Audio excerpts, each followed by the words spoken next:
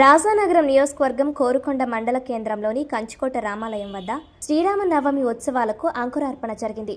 శ్రీరామనవమి పర్వదినాన్ని పురస్కరించుకొని బుధవారం స్వామివారి కళ్యాణ మహోత్సవ ఏర్పాట్లలో భాగంగా అత్యంత భక్తి శ్రద్ధలతో పందిరాట కార్యక్రమాన్ని నిర్వహించారు. ఈ కార్యక్రమం ప్రముఖ ఆధ్యాత్మిక సేవాకర్త తాటికొండ బుజ్జి ఆధ్వర్యంలో ఘనంగా జరిగింది.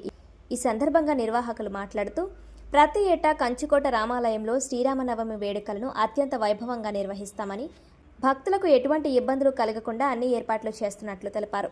ఈ వేడుకలో తాటికొండ శ్రీను గ్రామ పెద్దలు, మహిళలు పెద్ద సంఖ్యలో భక్తులు పాల్గొనగా జై శ్రీరామ్ నినాదాలతో ఆలయ ప్రాంగణం మారుమోగింది.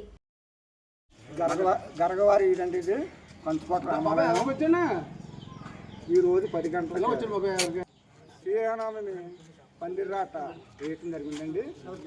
శుక్రవారం నాడు నాగం జరుగుతుందండి. ఇది గత పెద్దలో మాకు రామాలయం ఇక్కడ ఉండేదండి. అది శిథిలమైంది.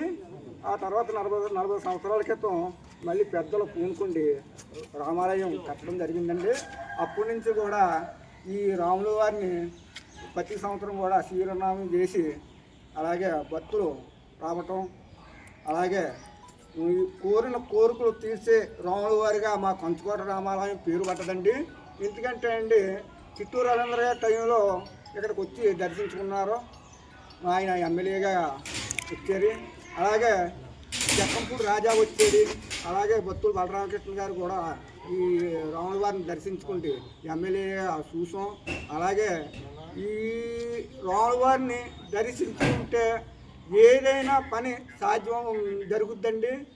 లోకల్లో ప్రెసిడెంట్లు అవనివ్వండి, నెంబర్లు అవనివ్వండి, అలాగే పిల్లలు లేని వాళ్ళకి ఈ రాముల వారిని దర్శించుకుంటే పిల్లలు పుట్టడం, అలాగే పెళ్ళిళ్ళు కాని వాళ్ళకి పెళ్ళిళ్ళు అవుతాం. ఈ రాముల వారిని దర్శించుకున్న వాళ్ళందరూ కూడా కోరికలు తీర్చే రాముల వారిగా పేరుగాంచిన రాముడండి. కాబట్టి మేమందరం కూడా ఆయన సన్నిధిలో హాయిగా సుఖ సంతోషాలతో బతుకుతున్నామండి. జై శ్రీమన్నారాయణ, జై రామ, జై శ్రీరామ్.